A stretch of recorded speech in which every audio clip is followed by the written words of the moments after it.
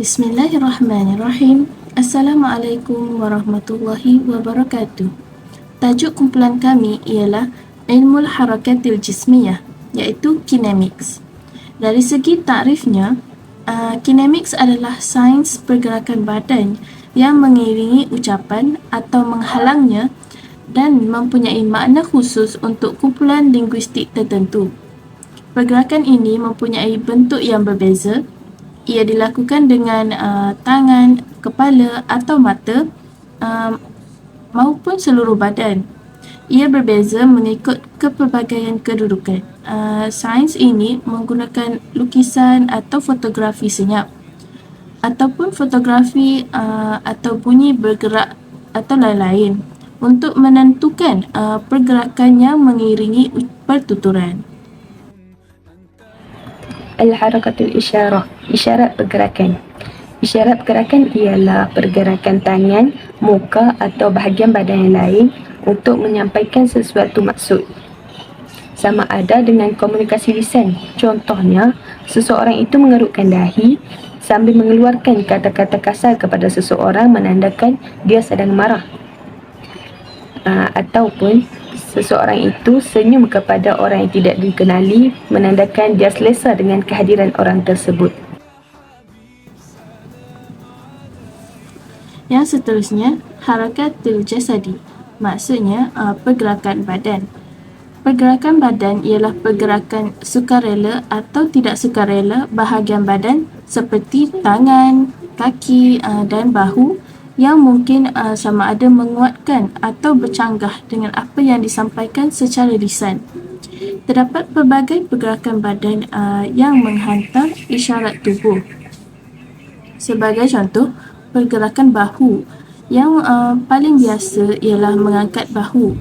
Ia terdiri daripada pergerakan ke atas dan ke bawah kedua bahu dan mungkin disertai dengan ekspresi muka dan pergerakan kepala yang sesuai, selalunya menyampaikan mesej saya tidak tahu ataupun saya tidak peduli, mungkin ataupun saya ragu-ragu atau apa yang boleh saya lakukan. Bahu tunggal yang diangkat biasanya bermaksud lepaskan tangan anda dari lengan atau bahu saya atau tinggalkan saya sendiri.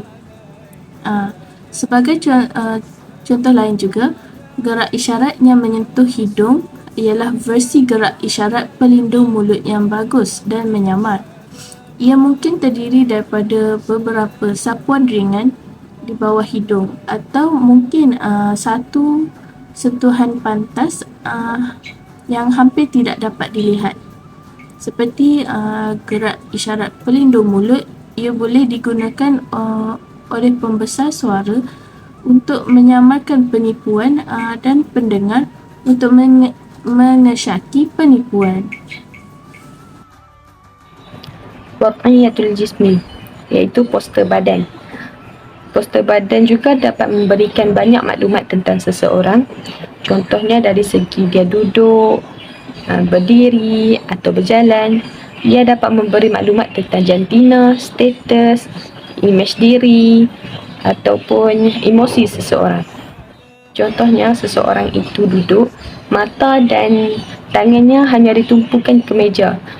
Orang itu dapat ditafsirkan seseorang yang tidak mempunyai keyakinan diri atau seseorang yang rendah diri, manakala seseorang yang duduk dan kakinya berada di atas meja, kita dapat tafsirkan bahawa seorang itu bangga diri ataupun seseorang yang sombong. Cara berjalan, contohnya seseorang yang berjalan dengan kepala mendongak, sebelah tangan digenggam dan sebelah tangan lagi di belakang. Contohnya anggota polis atau seorang guru besar. Itu menunjukkan keselesaan dan juga keyakinan mereka dalam membawa karakter. Manakala seseorang yang berjalan dengan menunduk dan tidak melihat ke arah lain, mungkin dia tidak selesa atau gemetar dalam situasi tersebut. Tajuk ta'abir al-wajhum, ekspresi muka. Ekspresi muka merujuk kepada pergerakan atau keadaan tertentu otak muka yang memudahkan komunikasi bukan lisan bagi setengah pemikiran, emosi atau tingkah laku. Ekspresi muka ialah saluran utama yang kami gunakan untuk menyangkut keadaan emosi atau reaksi orang lain terhadap mesej, dan ia biasanya mencerminkan keamatan fikiran dan perasaan orang. Contohnya, gembira. Wajah gembira yang menandakan perasaan gembira biasanya diungkapkan melalui senyuman. Senyuman sering digunakan sebagai isyarat memberi salam dan untuk menunjukkan tahap keseronokan dan kebahagiaan yang berbeza-beza. Bil Ain, eye contact. Eye contact adalah hasil sampingan semula jadi daripada komunikasi yang berkesan. Memandang mata seseorang bermakna mengajaknya untuk berkomunikasi dengan anda. Eye contact menunjukkan tahap perhatian atau minat, mempengaruhi perubahan sikap atau pujikan, mengawal sedia interaksi, menyampaikan emosi, mentakrifkan kuasa dan status, dan mempunyai peranan penting dalam mengurus tanggapan orang lain. Kesimpulannya, komunikasi kinesik membawa risiko besar untuk disalah tafsir dalam interaksi antara budaya, memandangkan banyak pergerakan dilakukan pada tahap bersedar atau sekurang-kurangnya tahap kesedaran rendah. Pergerakan itu boleh disalah tafsirkan apabila berkomunikasi merentasi budaya. Persekitaran global pada hari ini, kesedaran tentang makna pergerakan kinesik yang berbeza adalah penting untuk mengelakkan menghantar mesej yang salah. Isyarat kinesik boleh lahir tanpa disedari, dipelajari, kecerdasan atau campuran kedua-duanya. Mengedipkan mata, berdehem dan muka memerah adalah isyarat semula jadi. Ini selalunya tidak disengajakan seperti ekspresi muka kegembiraan, kejutan, kemarahan, rasa meluat dan emosi asas lain yang difahami oleh orang dalam semua budaya. Ketawa, menangis dan mengangkat bahu adalah contoh isyarat bercampur. Ia mungkin berasal sebagai tindakan semula jadi, tetapi peraturan budaya membentuk masa dan penggunaannya.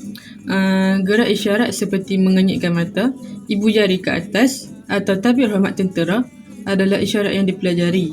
Makna tanda sedemikian berbeza-beza di antara budaya yang berbeza.